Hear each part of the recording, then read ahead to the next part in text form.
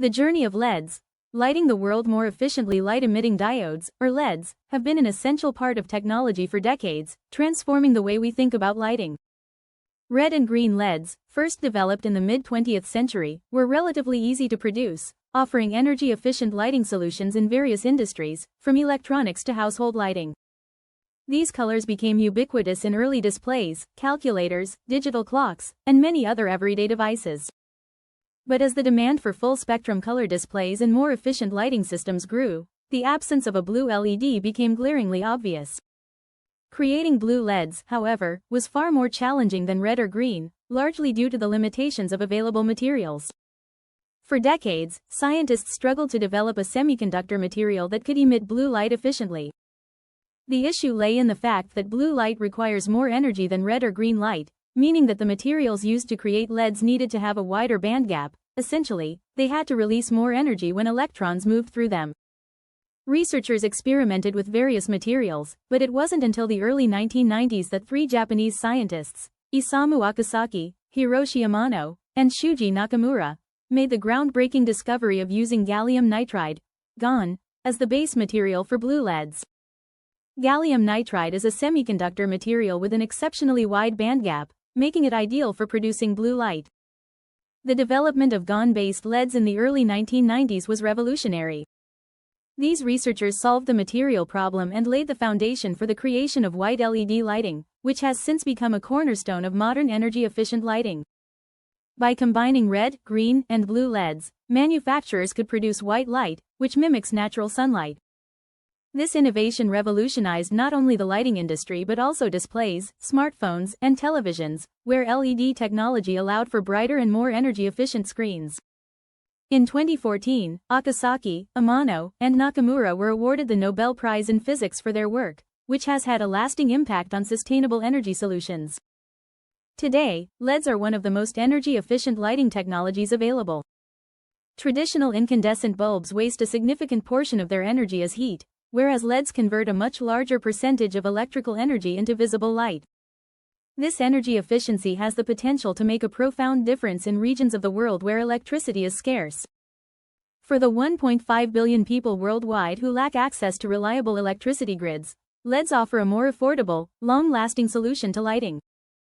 Furthermore, the shift toward LEDs in industrialized nations could reduce global electricity consumption for lighting by up to 80%. Dropping it from 20% of total electricity usage to just 4%. In addition to energy efficiency, LEDs are being used in increasingly sophisticated ways. Some modern LED systems are designed to mimic the natural light cycle by adjusting color temperature throughout the day. This innovation aligns artificial lighting with the body's circadian rhythm, promoting better sleep and overall well-being. By simulating the gradual transition from warm, yellow morning light to cooler, blue-tinted daylight and then back to warmer tones in the evening, these systems create a more comfortable and health-conscious lighting environment. LED technology has also made its way into horticulture, where specially designed LED grow lights are used to optimize plant growth. These lights can be tuned to emit specific wavelengths of light that plants need for photosynthesis, leading to faster growth rates and higher crop yields. In vertical farming, where space and resources are limited, LED grow lights are helping to maximize efficiency, making food production more sustainable and reducing the environmental impact of agriculture. Despite their remarkable advantages, LEDs are not without challenges. One issue that manufacturers face is the degradation of LED brightness over time. While LEDs are known for their long lifespans, lasting up to 50,000 hours or more, they gradually lose brightness as they age, a process known as lumen depreciation. Researchers continue to investigate ways to extend the lifespan of LEDs and maintain their brightness for longer periods. In the future, we may see the development of even more efficient and longer-lasting LEDs, potentially powered by renewable energy sources such as solar power. Graphene. The wonder material that could change everything. Graphene is a material that, despite its relatively recent discovery, has sparked enormous excitement in both the scientific community and the general public. Composed of a single layer of carbon atoms arranged in a hexagonal lattice, graphene is only one atom thick but possesses extraordinary properties that have the potential to revolutionize industries ranging from electronics to medicine. The journey to isolate graphene began in earnest in the early 21st century, though the concept of two-dimensional materials had been discussed theoretically for years. The discovery of graphene in 2004 by researchers Andrei Geim and Konstantin Novoselov was somewhat serendipitous. At the time, scientists were aware that materials like graphite, commonly found in pencils, were made up of layers of carbon atoms. However, isolating a single layer of carbon, known as graphene, was thought to be impossible due to its presumed instability. Traditional methods of isolating materials involved complex and expensive equipment, but Geim and Novoselov took a different approach. Using a simple piece of sticky tape, they managed to peel away layers of graphite until they were left with a single sheet of graphene. This breakthrough not only earned Geim and Novoselov the 2010 Nobel Prize in Physics, but it also opened the door to an entirely new field of research. Graphene is incredibly strong, 200 times stronger than steel, yet it is lightweight and flexible. Its most remarkable property, however, is its electrical conductivity. Graphene can conduct electricity more efficiently than any other known material, making it ideal for use in electronics.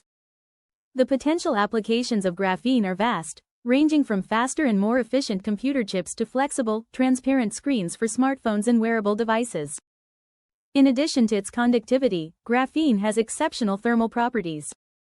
It can conduct heat better than most materials, which could lead to advancements in thermal management for electronics. As electronic devices become more powerful, they generate more heat, which can degrade performance and shorten lifespans. Graphene's ability to dissipate heat could help solve this problem, making electronics more durable and efficient. Beyond electronics, graphene holds promise in the field of energy.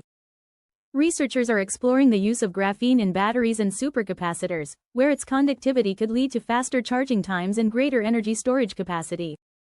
In particular, graphene could play a key role in the development of more efficient solar panels, allowing for better energy conversion and storage. Some scientists are even looking into the possibility of using graphene to desalinate seawater, a process that could help address the global water crisis. However, despite its incredible potential, there are still significant challenges to overcome before graphene can be widely used. One major hurdle is the difficulty of producing large quantities of high-quality graphene at a reasonable cost. While the sticky tape method works for small-scale research, it is not practical for industrial production. Researchers are currently exploring various methods of synthesizing graphene, including chemical vapor deposition, CVD, and liquid phase exfoliation, but scaling these processes up remains a challenge. Another challenge is integrating graphene into existing manufacturing processes. While graphene's properties are impressive, they are often difficult to harness in real-world applications. For example, creating graphene-based transistors that can replace silicon in computer chips requires new fabrication techniques that have yet to be fully developed. Additionally, graphene's thinness, while one of its greatest strengths, also makes it difficult to work with, as it is highly sensitive to defects and impurities. Despite these challenges, the future of graphene looks bright. Governments and private companies around the world are investing heavily in graphene research, and new breakthroughs are being made every year. In the coming decades, we may see graphene revolutionize industries ranging from consumer electronics to energy, medicine, and beyond. The potential of this wonder material is limited only by the imagination of the scientists and engineers working to unlock its secrets.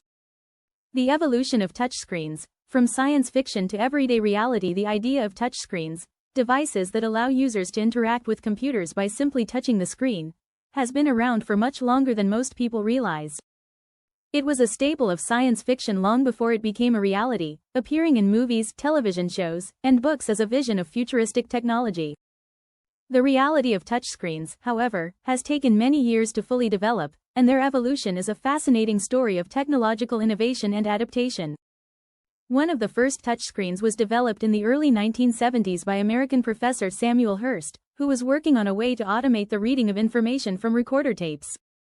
His invention, the Telegraph, was a touch-sensitive device that allowed users to interact with a screen by touching it with a stylus. While revolutionary at the time, the Telegraph was limited in its capabilities and never saw widespread use. It wasn't until the 1980s and 1990s that touchscreen technology began to evolve into something more familiar to modern users. During this time, several companies, including IBM and HP, began developing touch-sensitive computers and devices for specialized industries, such as healthcare and retail. These early touchscreens relied on resistive technology, which used layers of conductive material to register touch inputs. While effective, resistive touchscreens were not particularly responsive and required users to press firmly on the screen to register input. The major breakthrough came in the mid-2000s with the development of capacitive touchscreens. Unlike resistive screens, which rely on pressure, capacitive screens use the electrical properties of the human body to detect touch. This technology allowed for much more precise and responsive touch inputs, enabling features like multi-touch gestures, which became a hallmark of modern smartphones and tablets.